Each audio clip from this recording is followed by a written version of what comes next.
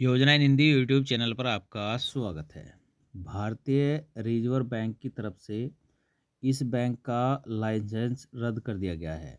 अब इसमें जो ग्राहकों का पैसा है, क्या वे अपना पैसा निकाल पाएंगे या नहीं निकाल पाएंगे, और क्यों इस बैंक का लाइसेंस आरबीआई ने रद्द किया है और ग्राहकों पर इसका क्या असर पड़ेगा, वह आपको जानकारी हम इस वीडियो के माध्यम से देने वाले हैं।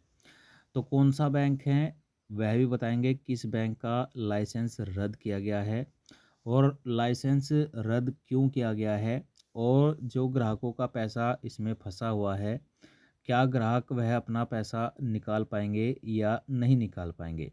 तो चलिए सब कुछ जानकारी देते हैं, लेकिन उससे पहले अगर आपने वीडियो को अभी तक लाइक नहीं किया है तो लाइक करिएगा, चैनल पर नए आए हैं सब्सक्राइब भी ज़रूर करिएगा।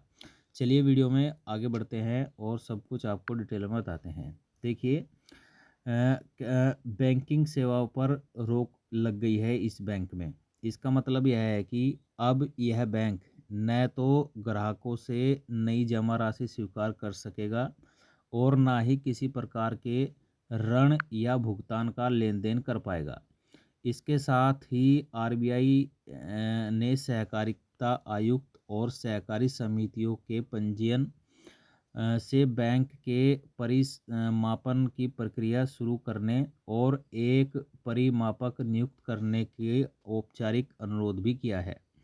यानी कि इस बैंक में जो अब लेन देन नहीं होगा, ना तो कोई नया पैसा जमा कर सकता है और न ही पुराने पैसा जो है उसका भुगतान यह बैंक कर सकता है। क्यों लिया गया इतना सख्त फैसला? आरबीआई ने बैंक का लाइसेंस रद्द करने के पीछे ठोस वित्तीय कारणों का हवाला दिया है।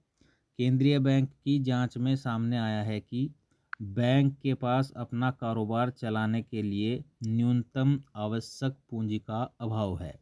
यानी कि जो कारोबार चलाने के लिए न्यूनतम आवश्यक राशि होनी चाहिए बैंकों के पास, उस राशि का बैंक के पास अभाव है, वह राशि बैंक के पास नहीं है। कमाई की संभावना नहीं है। बैंक की वर्तमान वित्तीय स्थिति ऐसी नहीं है कि वह भविष्य में लाभ कमा सके या खुद को पुनर्जीवित कर सके। अपनी जर्जर आर्थिक स्थिति के कारण बैंक अपने वर्तमान जमाकर्ताओं की पूरी राशि वापस करने की स्थिति में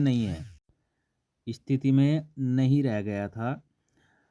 जनहित में फैसला। आरबीआई ने स्पष्ट किया है कि यदि बैंक को कामकाज जारी रखने की अनुमति दी जाती है तो यह जमाकर्ताओं और सार्वजनिक हितों के लिए बेहद नुकसानदायक साबित होता। किससे और कितना मिलेगा रिफंड?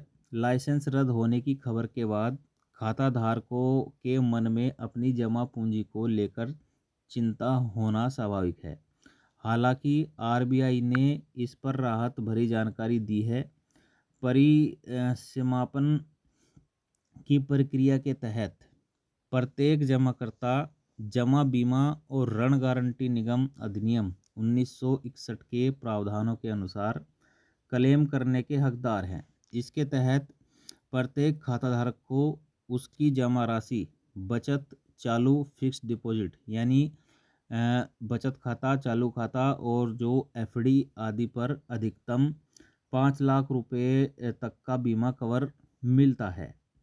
बैंक के द्वारा प्रस्तुत आंकड़ों के विश्लेषण से पता चला है कि लगभग 99.7% जमाकर्ता ऐसे हैं जिनकी पूरी जमा राशि इस 5 लाख रुपए की सीमा के भीतर आती है। इसका मतलब यह है कि लगभग सभी छोटे और मध्यम जमाकर्ताओं को उनका पूरा पैसा वापस मिल जाएगा।